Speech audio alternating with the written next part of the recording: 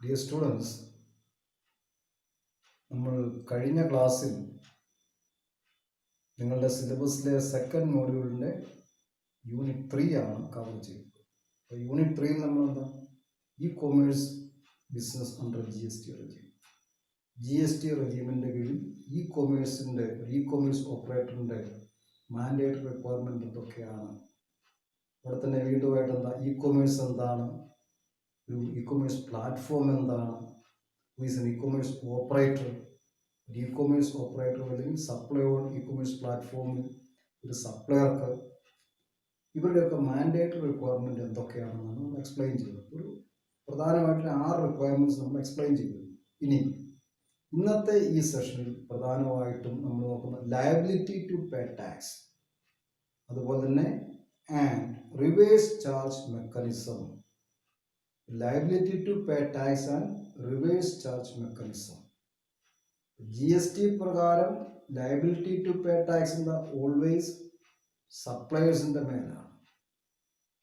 GSTയുടെ കീഴിൽ വന്നു കഴിയുമ്പം supplier is liable to pay.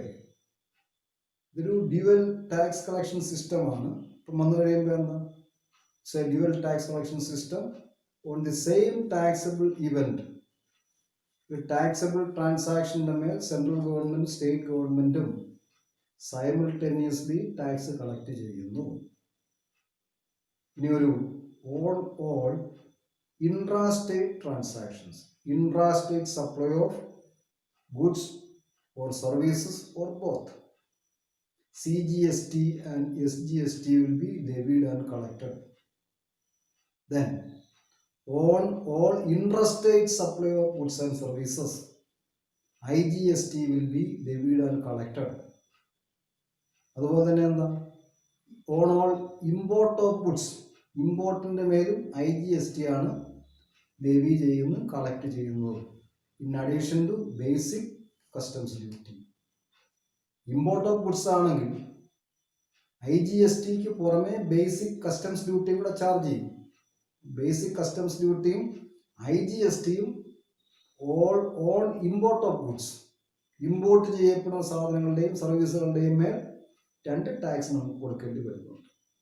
Generally നമ്മൾ പോയിക്കഴിഞ്ഞാൽ എന്താ ഇതിൻ്റെ ഈ ടാക്സ് ലയബിലിറ്റി എല്ലായ്പ്പോഴും സപ്ലയറിൻ്റെ മേലാണ് വരുന്നത്.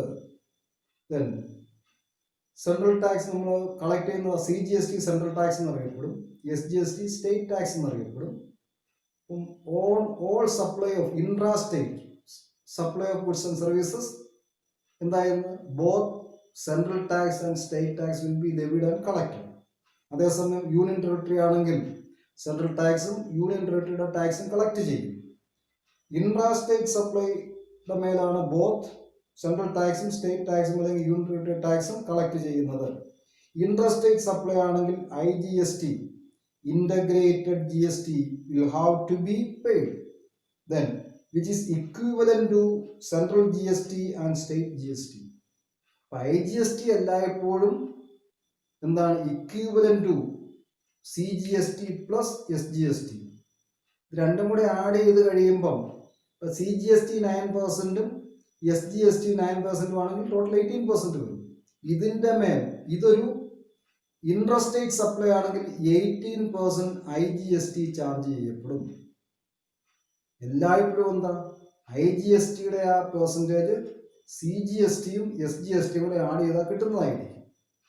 ഒരു ഇൻട്രാസ്റ്റേറ്റ് സപ്ലൈ ആണെങ്കിൽ state government will levy SGST, central government will levy CGST. ഇതൊരു ഇൻട്രാസ്റ്റേറ്റ് സപ്ലൈ ആണെങ്കിൽ integrated goods and service tax ഇതാണ് ലെവി ചെയ്യുകയും കളക്ട് ചെയ്യുകയും ചെയ്യുന്നത്. ഇനി ഇമ്പോർട്ട് ഓഫ് ഗുഡ്സ് വന്നു കഴിയുമ്പോൾ the imported goods will also be charge integrated tax അല്ലെങ്കിൽ IGST in addition to basic customs duty. On all import of goods in addition to basic customs duty IGST also will be levied and charge. Import രണ്ടു വരും, basic customs duty വരും, അതുപോലെ തന്നെ IGSTയും വരും.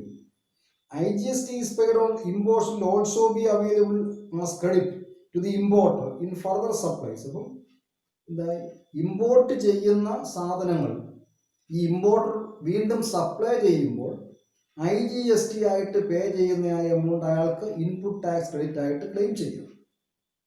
അപ്പം സാധനങ്ങൾ എന്താ, ഇമ്പോർട്ട് ചെയ്തിട്ട് അത് വീണ്ടും സപ്ലൈ ചെയ്യുകയാണെങ്കിൽ ഇമ്പോർട്ട് ചെയ്യുന്ന സാധനങ്ങൾ വിൽക്കുന്ന അവസരത്തിൽ പേയ്മെന്റ് കൊടുത്തിരിക്കുന്ന അല്ലെങ്കിൽ പേയ്മെന്റ് നടത്തിയിരിക്കുന്ന IGST ആൾക്ക് ക്ലെയിം ചെയ്യാം, ഇൻപുട്ട് ടാക്സ് ക്രെഡിറ്റ് ആയിട്ട് ക്ലെയിം ചെയ്യാം.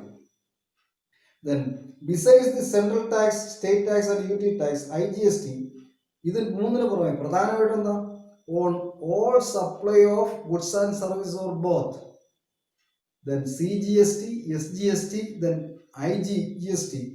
എന്താ IGST? ഇതിന് പുറമെ ചില പ്രത്യേക വസ്തുക്കളുടെ മേൽ, പ്രത്യേക കാറ്റഗറിയിൽപ്പെട്ട സേവനങ്ങളുടെയും ചരക്കുകളുടെയും മേൽ compensation cess under GST, compensation to state act 2017 shall be levied. ഇതിന് പുറമെ കോമ്പൻസേഷൻ സെസ്സും കൂടി ലക്ഷറി ഐറ്റംസ് ആയിട്ട് GST കൗൺസിൽ ഉൾപ്പെടുത്തിയിരിക്കുന്ന ചില പ്രത്യേക സേവനങ്ങളുടെയും സാധനങ്ങളുടെയും ചരക്കുകളുടെയും മേൽ കോമ്പൻസേഷൻ സെസ്സും കൂടി ലെവി ചെയ്യപ്പെടും. The cess shall be available as credit for further payment of cess. ഇനി സെസ്സിന്റെ മേൽ വീണ്ടും സെസ് കൊടുക്കേണ്ടി വരികയാണെങ്കിൽ അത് ക്രെഡിറ്റ് ക്ലെയിം ചെയ്യാനുള്ള അവസരം ഉണ്ടാകും. നമ്മൾ നേരത്തെ പഠിച്ചതാണ് ഈ കോമ്പൻസേഷൻ സെസ് ഏതൊക്കെ സാധനങ്ങളുടെ മേലാണ് ആപ്ലിക്കബിൾ ആയിരിക്കുന്നത്, അല്ലെങ്കിൽ ഏതൊക്കെ സേവനങ്ങളുടെ മേലാണ്. ലക്ഷറി ഐറ്റംസിന്റെ കാറ്റഗറി വന്നു കഴിയുമ്പോൾ എന്താണ്, നമ്മൾ നോക്കി കഴിയുമ്പോൾ washing machine, refrigerator, air conditioner, അതുപോലെ തന്നെയാണ് സിൻടാക്സ് വരുന്ന സാധനങ്ങളുണ്ട്.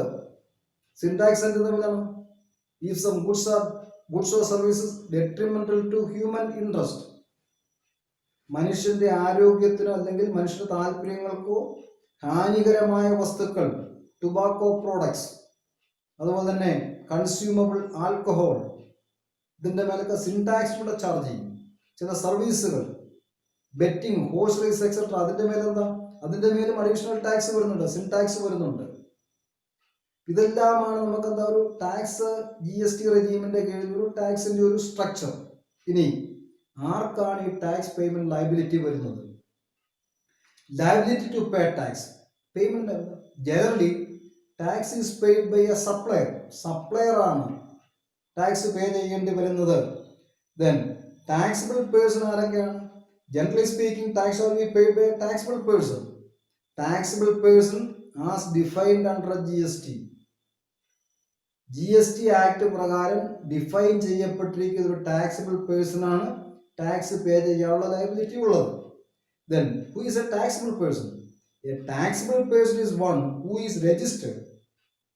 ഒന്നെങ്കിൽ രജിസ്റ്റർ ചെയ്തിരിക്കുന്ന വ്യക്തി, or who is required to be registered under the GST law.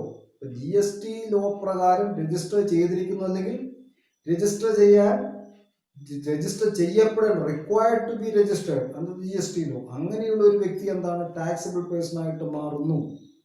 Then നമ്മൾ ജനറലി പറയുകയാണെങ്കിൽ, the supplier of goods or service is liable to pay GST.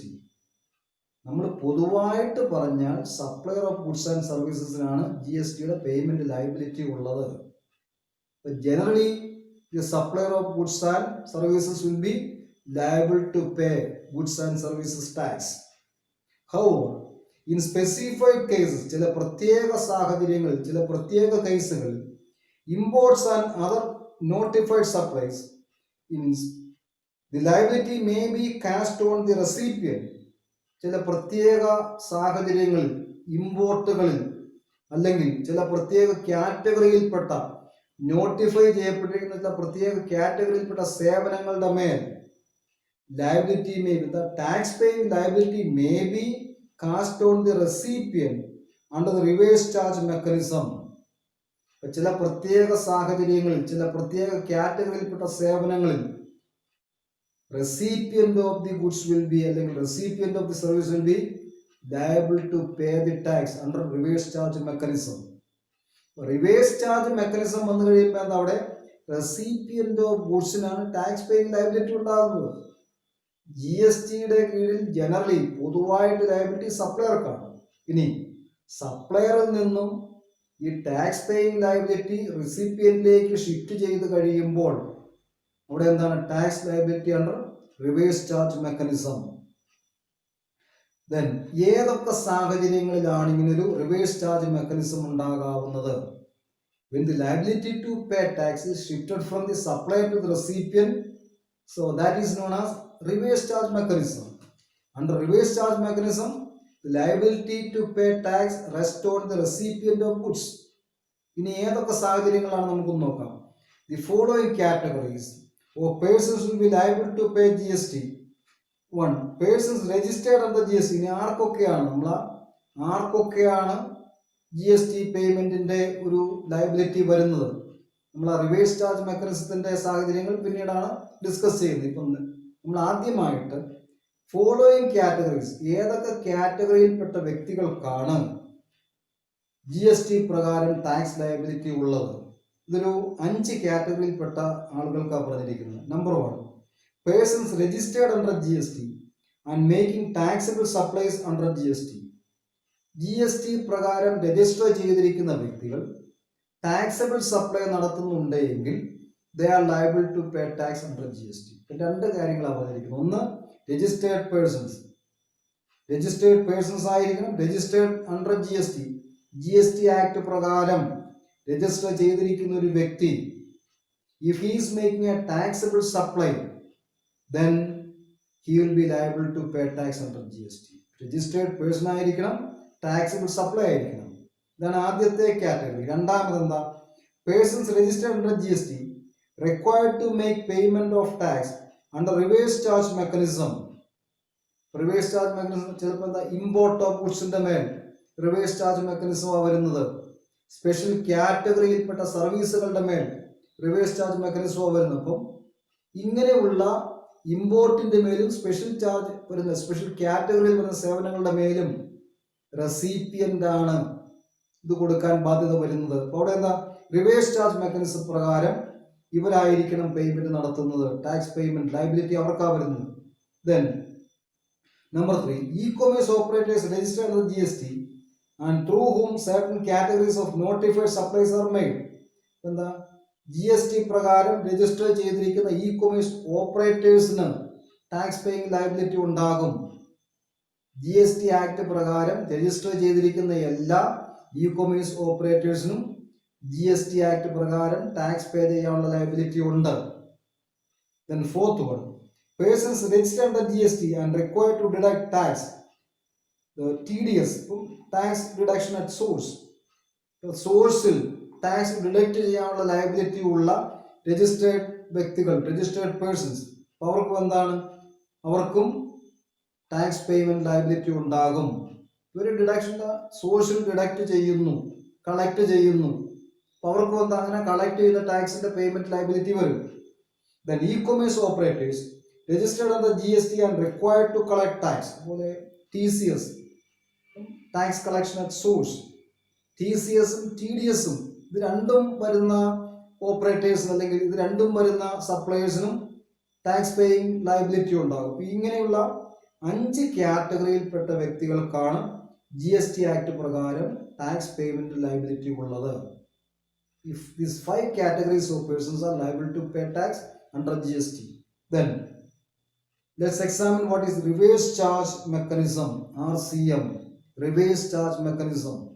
നമ്മൾ റിവേഴ്സ് ചാർജ് മെക്കാനിസത്തെ കുറിച്ച് എന്താ വളരെ സിമ്പിളായിട്ട് പറഞ്ഞു കഴിഞ്ഞാൽ, when the recipient of goods is liable to pay tax, then there is reverse charge mechanism.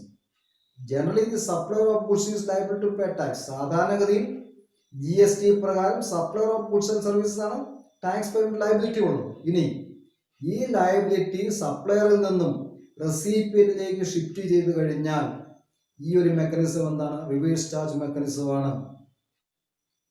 Under reverse charge mechanism, the liability to pay tax rests on the recipientന്റെ മേലാണ് വരുന്നത്. Then in reverse charge, the liability to pay tax is on the recipient of supply of goods or services instead of supplier of such goods or services. സപ്ലയറിന് പകരം recipient of goods and സർവീസസിന്റെ മേൽ tax paying liability വന്നു കഴിയുമ്പോൾ അതെന്താണ്, reverse charge mechanism ആയിട്ട് മാറുന്നു. Then ഇത് in respect of certain category of supply, in respect of certain category of supply of both goods and services. ചില ഒരു പർട്ടിക്കുലർ കാറ്റഗറിയിൽപ്പെട്ട സപ്ലൈ ഓഫ് ഗുഡ്സ് ആൻഡ് സർവീസസിന്റെ മേലാണ് റിവേഴ്സ് ചാർജ് മെക്കാനിസം ആപ്ലിക്കബിൾ ആയിട്ട് വരുന്നത്. സർവീസുകളാണെങ്കിലും ഗുഡ്സ് ആണെങ്കിലും in addition to import on goods ഇതിന്റെ GST കൗൺസിലും ഗവൺമെന്റും കാലാകാലങ്ങളിൽ നോട്ടിഫിക്കേഷനിലൂടെ ലിസ്റ്റിൽപ്പെടുന്ന സാധനങ്ങളുടെയും സേവനങ്ങളുടെയും ലിസ്റ്റ് ഓരോ വർഷവും പുറത്തിറക്കും.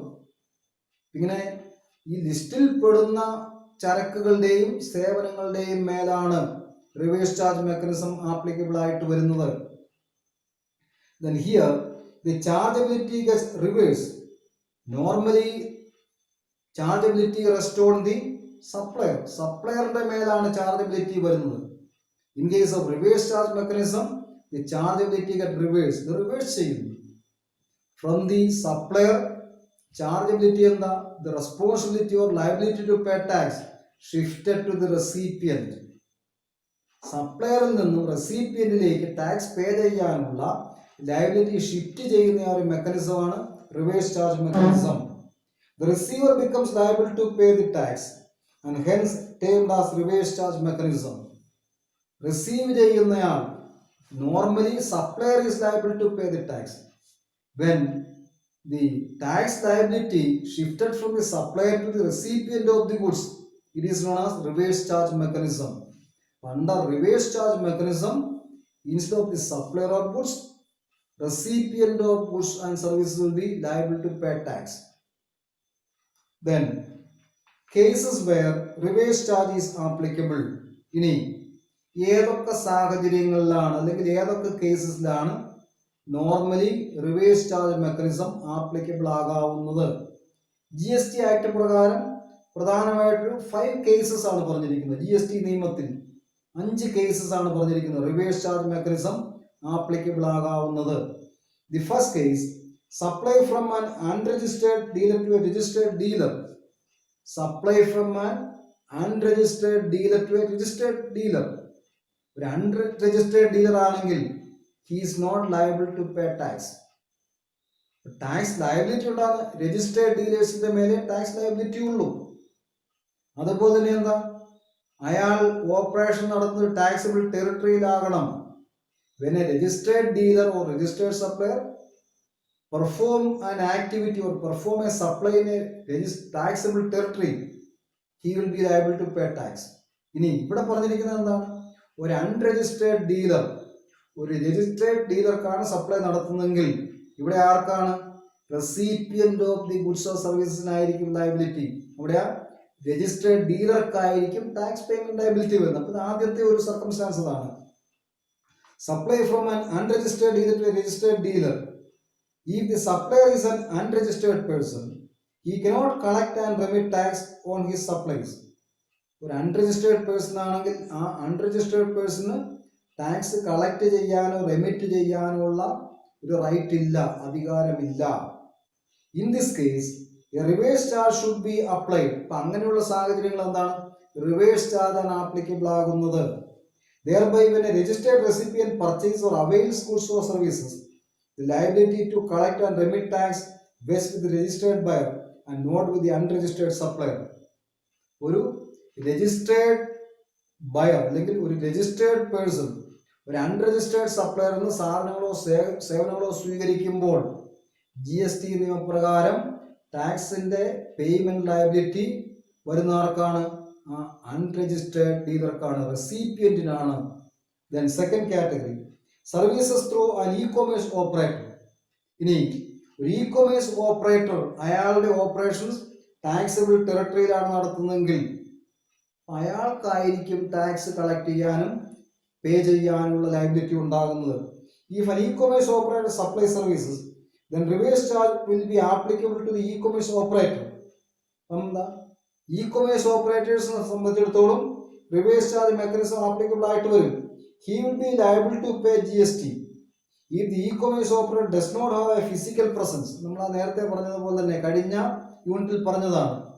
ഒരു ഇ-കൊമേഴ്സ് ഓപ്പറേറ്റർക്ക് ഒരു പർട്ടിക്കുലർ ടെറിട്ടറിയിൽ ഒരു പർട്ടിക്കുലർ ടാക്സബിൾ ടെറിട്ടറിയിൽ ഫിസിക്കൽ പ്രസൻസ് ഇല്ല എങ്കിൽ ആ ഇ കൊമേഴ്സ് ഓപ്പറേറ്റർ ഏതെങ്കിലും തരത്തിൽ റെപ്രസെന്റ് ചെയ്യുന്ന ഒരു വ്യക്തി ആ ടെറിട്ടറിയിൽ ഉണ്ടെങ്കിൽ അയാൾക്കായിരിക്കും ടാക്സ് പേയ്മെന്റ് ലയബിലിറ്റി വരുന്നത്. ഇനി അങ്ങനെ ഒരു വ്യക്തി ഇല്ല എങ്കിൽ ഇ കൊമേഴ്സ് ഓപ്പറേറ്റർ ഒരു റെപ്രസെന്റേറ്റീവിനെ അവിടെ നിയമിക്കുകയും ടാക്സ് പേയ്മെന്റ് ലയബിലിറ്റി അയാൾക്ക് ഉണ്ടാവുകയും ചെയ്യും.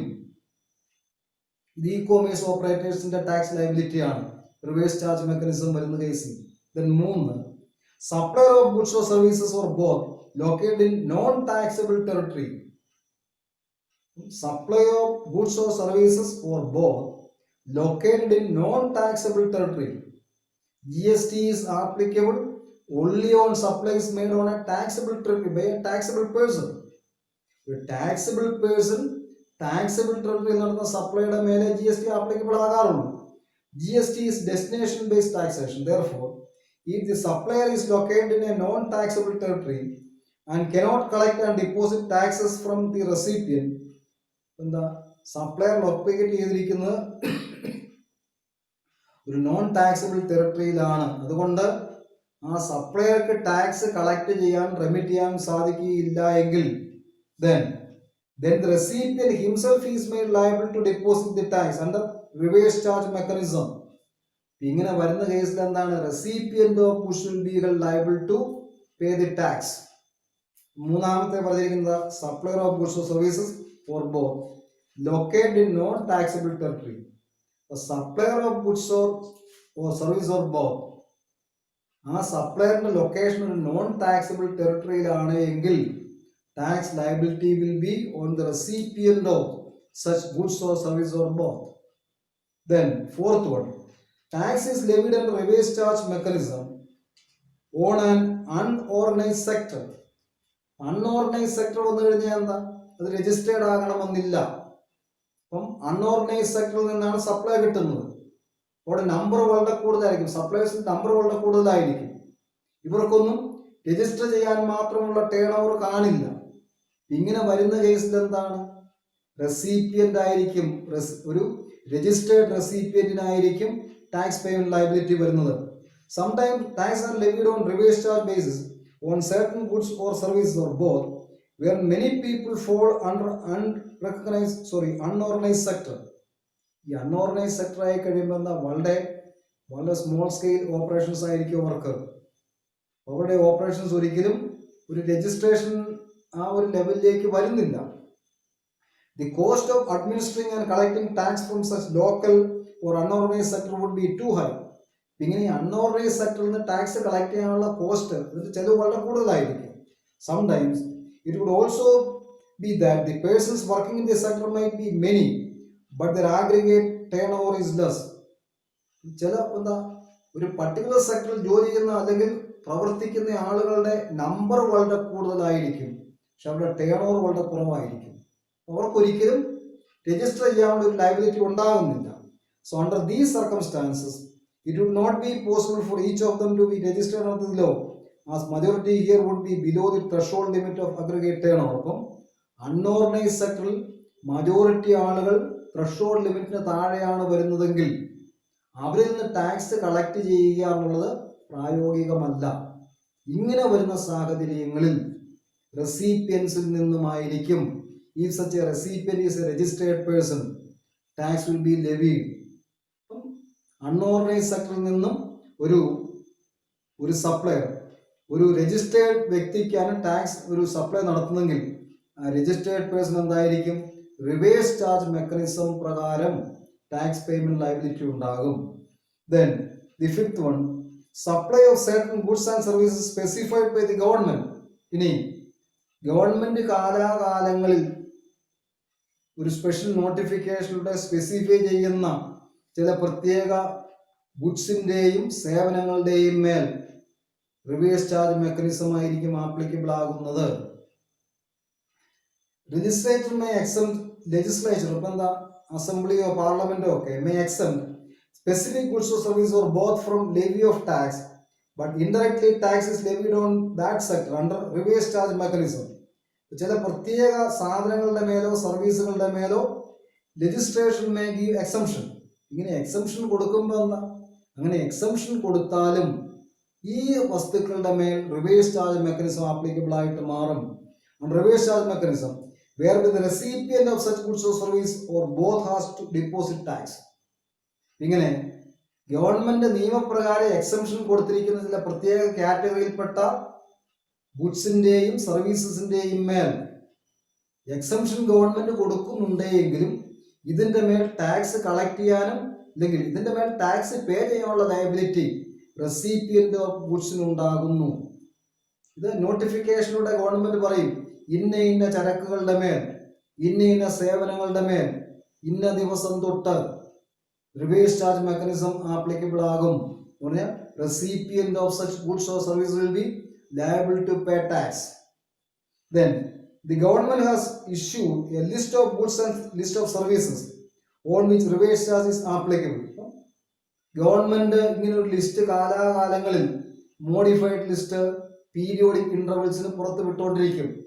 ഈ ലിസ്റ്റ് പ്രകാരം വരുന്ന ഗുഡ്സിന്റെ മേലും സർവീസസിന്റെ മേലും റിവേഴ്സ് ചാർജ് മെക്കാനിസം ആയിരിക്കും ആപ്ലിക്കബിൾ ആകുന്നത്. അപ്പം ഈ സാഹചര്യങ്ങളിലെല്ലാം recipient of goods or service or both will be liable to pay tax. നമ്മൾ ആ റിവേഴ്സ് ചാർജ് മെക്കാനിസത്തിന്റെ പേരിൽ ഇതിന്റെ ഗുഡ്സ് എടുത്ത് നോക്കിക്കഴിഞ്ഞാൽ ചില പ്രത്യേക കാറ്റഗറിയിൽപ്പെട്ട സാധനങ്ങൾ പറയുന്നുണ്ട്. ഇപ്പം ബീഡിയില പെർ ലീവ്സ്, ബീഡിയല എന്താണ്? അത് വാങ്ങുന്നവർക്കാണ് ടാക്സ് പേയിങ് ലയബിലിറ്റി വരുന്നത്, ബീഡിയല വിൽക്കുന്ന ഗ്രാമീണർക്കല്ല. രണ്ടാമത് ടുബാക്കോ പ്രോഡക്ട്സ്, ഇപ്പം പുകയില കൃഷിക്കാർ ടുബാക്കോ ലീവ്സ്, ടുബാക്കോ ലീവ്സ് വിൽക്കുമ്പോൾ അത് വാങ്ങുന്ന കച്ചവടക്കാർക്കാണ്, വാങ്ങുന്ന ആളുകൾക്കാണ് ടാക്സ് ലയബിലിറ്റി വരുന്നത്. അല്ലെങ്കിൽ വീണ്ടും എന്താ സിൽക്ക് യാൺ, അപ്പം സിൽക്ക് യാൺ വാങ്ങുന്നപ്പം പട്ടുനൂൽ വാങ്ങുമ്പോൾ പട്ടുനൂൽ കൃഷി നടത്തുന്ന കർഷകർക്കല്ല, അത് വാങ്ങുന്ന വ്യാപാരികൾക്കായിരിക്കും ടാക്സ് പേ ചെയ്യാനുള്ള ലയബിലിറ്റി വരുന്നത്. അല്ലെങ്കിൽ റോ കോട്ടൺ, പരുത്തി വാങ്ങുന്നവർ, പരുത്തിനൂല് വാങ്ങുന്ന ആളുകൾ, അവർക്കും ഇതിന്റെ payment reverse charge mechanism.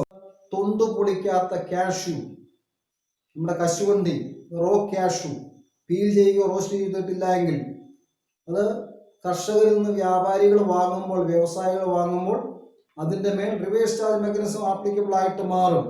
Lottery ടിക്കറ്റുകൾ, ഇതിന്റെ മേലെന്താ? ഇതിന്റെ മേലെല്ലാം റിവേഴ്സ് ചാർജ് മെക്കാനിസമാണ്. ഇതുപോലെ തന്നെ റിവേഴ്സ് ചാർജ് മെക്കാനിസം ആയിരിക്കുന്ന സർവീസുകളുടെ ഒരു നീണ്ട ലിസ്റ്റ് ഗവൺമെന്റ് പലപ്പോഴും പുറത്തിറക്കാറുണ്ട്. ഈ പറഞ്ഞിരിക്കുന്ന 5 കാറ്റഗറിയിൽ വരുന്ന കാര്യങ്ങൾ, അല്ലെങ്കിൽ ഈ പറഞ്ഞിരിക്കുന്ന 5 കേസസ്, ഈ 5 കേസിൽ വരുന്ന സാഹചര്യങ്ങളിൽ റിവേഴ്സ് ചാർജ് മെക്കാനിസം ആയിരിക്കും ആപ്ലിക്കബിൾ ആയിരിക്കുന്നത്. നമ്മൾ ഈ ഒരു സെഷനിൽ റിവേഴ്സ് ചാർജ് മെക്കാനിസം എന്താണ്, അതിന്റെ ആപ്ലിക്കബിലിറ്റി എന്താണ് എന്നാണ് ഡിസ്കസ് ചെയ്തത്. With this we can end this session. Thank you.